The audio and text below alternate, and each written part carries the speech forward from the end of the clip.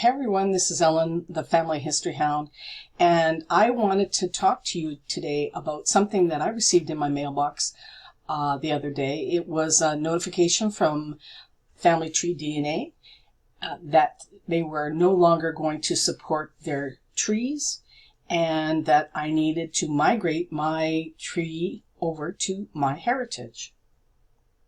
So this is taking place on September the 9th, 2024, that they will no longer be supporting the tree.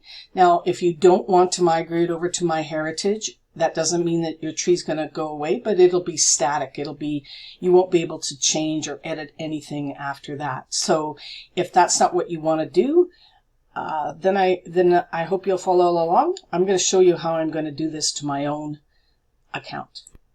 So here we are at my account, and I've gotten this notification as soon as I logged in saying that they're retiring their family tree, and that if I want to, I can attach it to MyHeritage for free and gain access to improved family tree building tools to continue to grow your tree.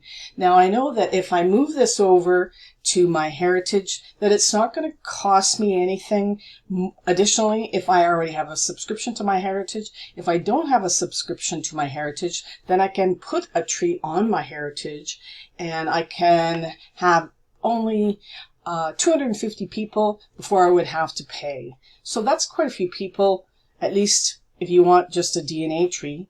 So let's learn more. We'll click that button. And the next thing, it takes us to this transfer your family tree to MyHeritage for free. And it will press the Get Started button. Now it says connecting your MyHeritage, you're connecting your kit, and it gives you the net tester's name, their date of birth, their primary email, and various other information. And I have to read it all and then approve. Now it's going to take me to, so then I fill in my email address and my password, and I log in. Now, if you're not already a member of MyHeritage, then you can set up a free account. So you could go ahead and do that right down here. But anyways, I'm going to log in. And then the next thing it's going to do is going to give me a verification code via that email that I sent. And I can enter it here. Once I get that email, I can enter it and press login.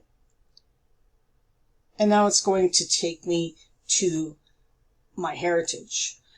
Here you'll see that it says that I have some choices. I can choose to your family tree from FTDNA. So I can bring over the tree that I already have, or I can use one of the MyHeritage, the trees that I have at MyHeritage. So I have a couple.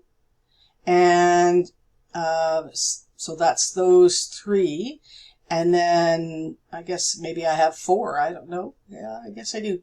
And then I could start a brand new tree if I wanted to. But in this case, I'm going to use this one because this is my largest tree and that's the one I always use. And then I'm going to press continue, which is just out of screen view here.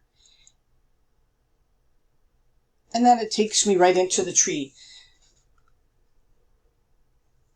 So there's kind of another step that I wanted to show you. And so we have to go back to FTDNA to do that.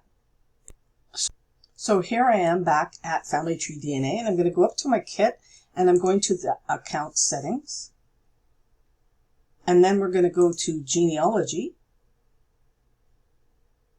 And you'll see where it shows that I've connected my FTDNA account is connected to MyHeritage and that I can view my tree there.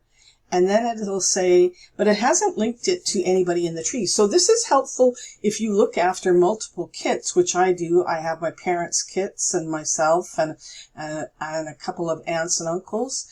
So if I want to link them to the tree, they're linked to the tree, but they're not linked to their person. So I'm going to link to a home person for them.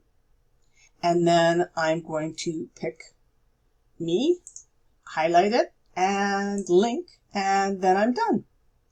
And that's it. That's all I have to do. And so pretty simple, but just a few steps to get you there. Hope you found this helpful. And if you like what you see, please subscribe and ring that bell so that you can watch other videos as they arrive. Thanks a lot. Have a great day.